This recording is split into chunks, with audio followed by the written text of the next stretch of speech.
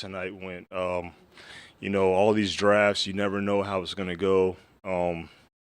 You kind of got wins. We knew it was an offensive heavy draft. That's what we did know. But we didn't quite know that those defenders would get pushed to that point, especially a guy like Terrion. But we couldn't be more ecstatic or thrilled how it went. So, questions? At what point did you start making those calls to move up the board when you see him sliding the way he did, I guess? Yeah, I mean, I was calling late teens. I was calling, just trying to see. I didn't think he was going to be there, and really thinking he was going to be there, calling in late teens, but really thinking we're going to have to settle for a different player at a different position, but still trade up.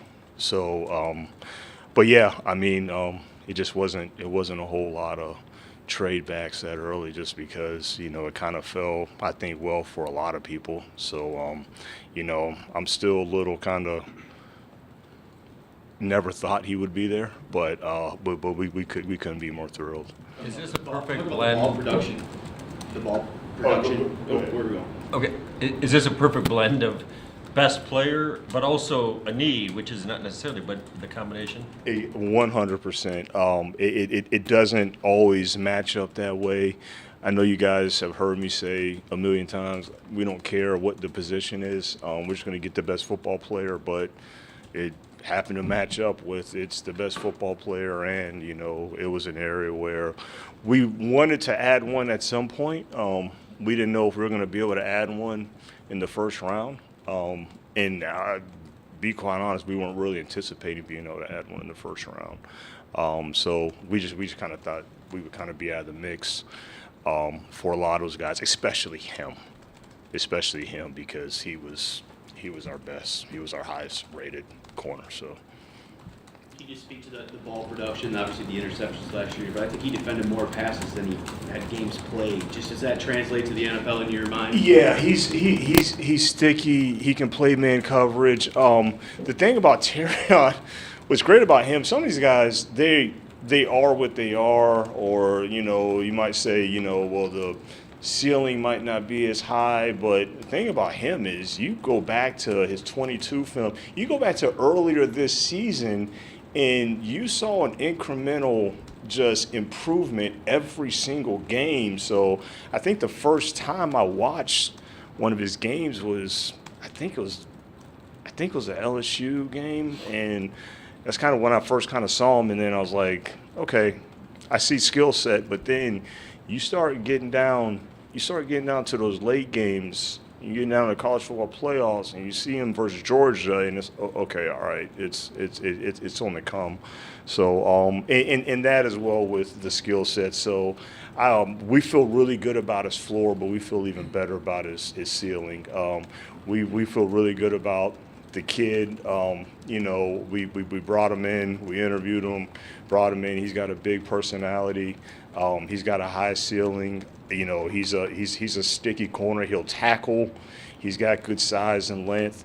He had a great workout when I went down to see him at his pro day, and that was a game that I wanted to catch an Alabama game, but never was able to get there. So we made a concerted effort to get to his pro day, and he had a great workout. So again, we're really thrilled that it fell this way. Brad, can you expand more on his physicality, especially playing man-to-man? Yeah, I mean that's not an issue. That's not an issue. Like, he'll get in your face. He's got a challenge mentality. He will tackle. I mean, he's got the right mindset that we're looking for, and he fits us like a glove. He fits us to a T, exactly how we want to play. So we couldn't be thrilled. Like, you guys know, it's kind of a, when guys don't play hard, when guys aren't physical, it's hard to play here.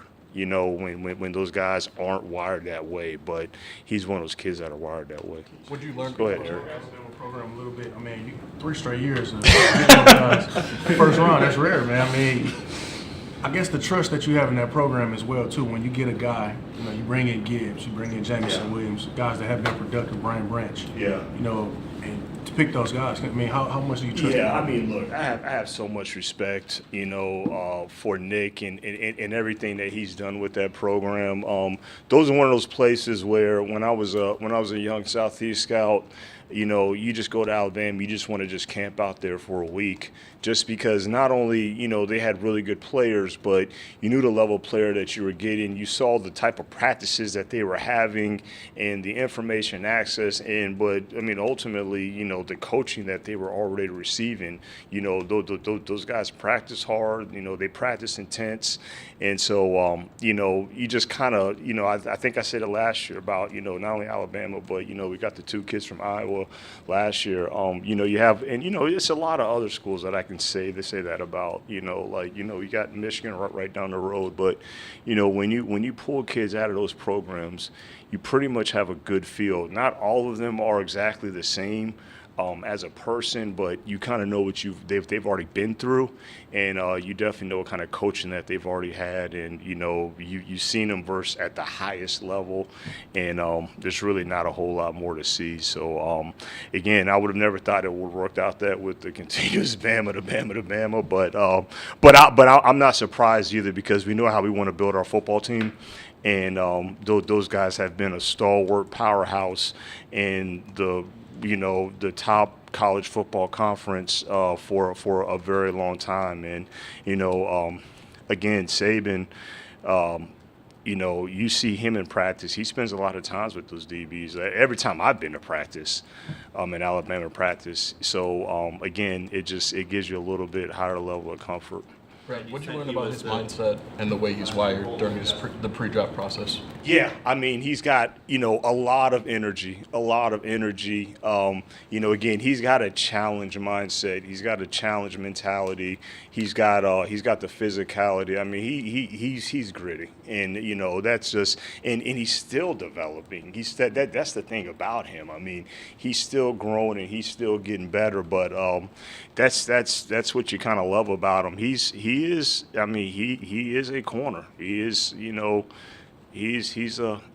I don't want to say flashy guy. He's a big personality, but in a good way. I think you guys will enjoy him. He's got a great smile. He's got a lot of energy.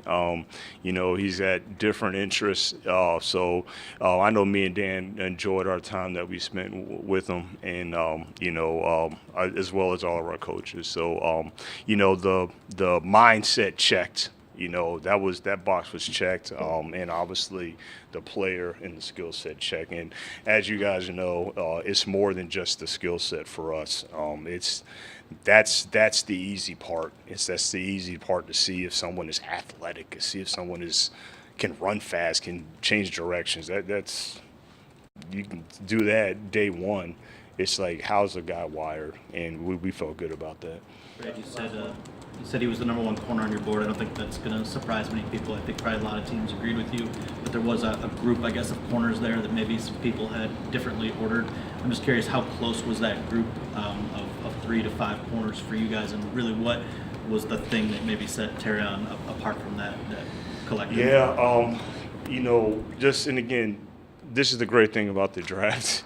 It's 31 other rankings and boards, but we had a pretty, let's call it, significant line underneath him to the next guy, in our opinion. So it wasn't, we didn't have a lot of guys that were up there, even in that first round bucket at that position. So but he was one of those small few that was even up there in consideration for us. But it was a line.